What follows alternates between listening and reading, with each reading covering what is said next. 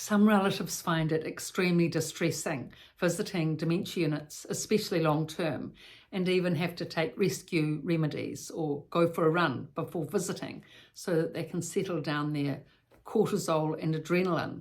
You know, the fight-flight reaction gets to them so much that they can become like almost immobilized with it.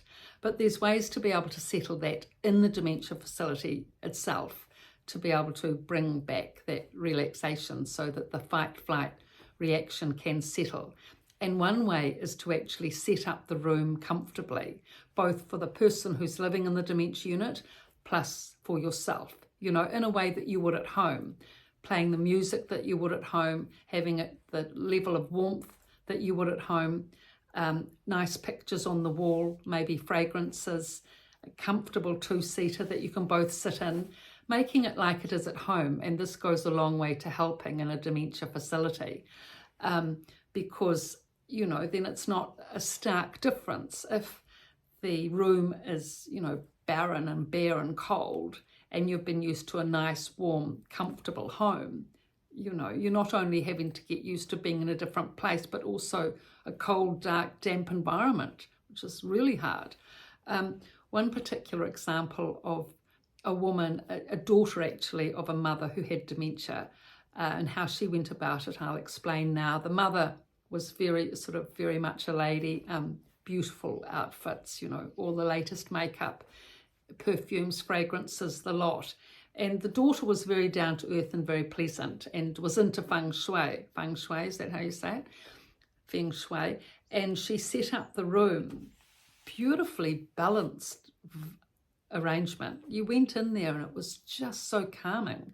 There were fragrant sticks, the beautiful fresh flowers, lovely tapestries on the wall, the latest magazine on a table, footstool, comfortable leather chair, sunny alcove where the mother used to sit, look out on the garden with the magazines, and her own telephone. She actually had her own telephone.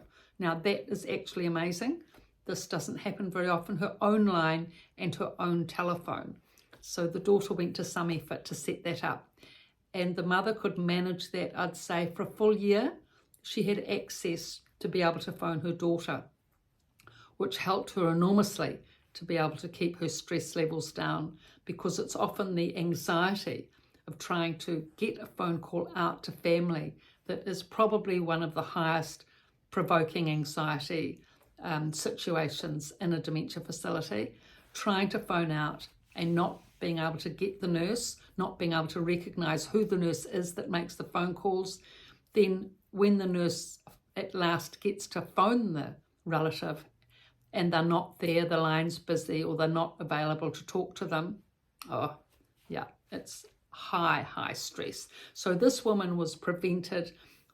She didn't have to go through that situation because she had her own phone. So all these things reduced the anxiety of the resident and also her daughter, because she could sit in the room in another chair that she had there for her to be able to be comfortable.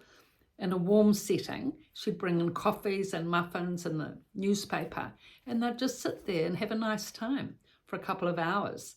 And so in that way, she had a relaxed environment to come to, which makes a big difference for relatives. If they have the room, if the room is set up nicely, in a way that you're comfortable with all the home comforts and the reading material and, you know, the view and the warmth and everything, pillows, cushions, if you've got a bad back, you know, a special cushion for your back, or if you've got a sore neck, having some cream to be able to massage your neck, all the little things we have to be able to keep ourselves upbeat and in order. Have a set of that at the unit, in the room, and then you're much more likely to stay for a good quality visit. You know, if you come with your own coffee and muffin like you would to a cafe, chances are you'll be there in half an hour drinking that and eating that at least.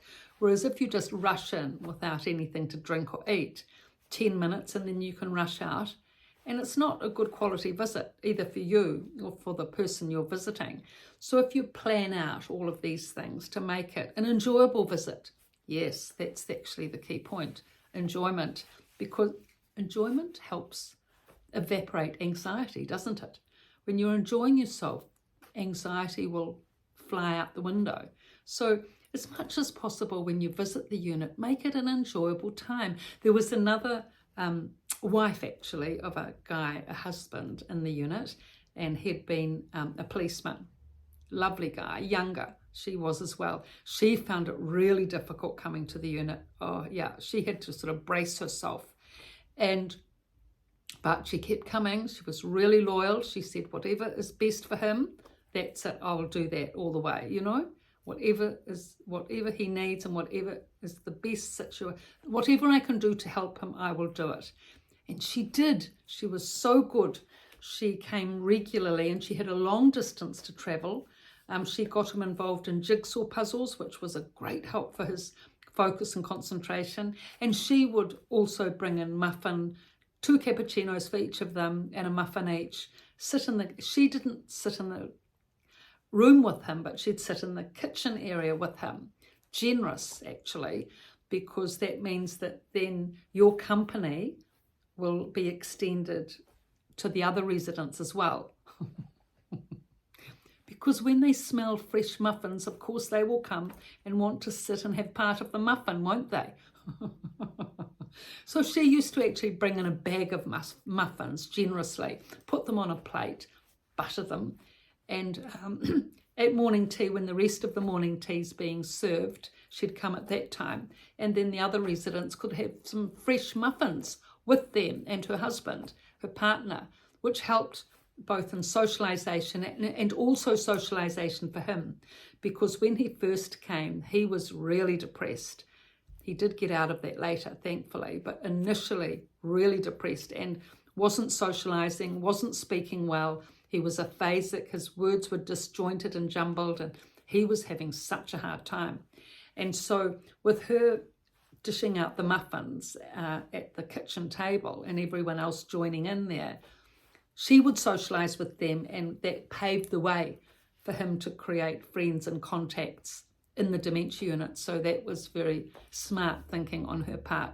And she finally did manage to get her anxiety under control, but it took about 6 months. That she found it particularly difficult. And I think too, because she was very outdoorsy, she loved swimming and surfing, and she was really athletic.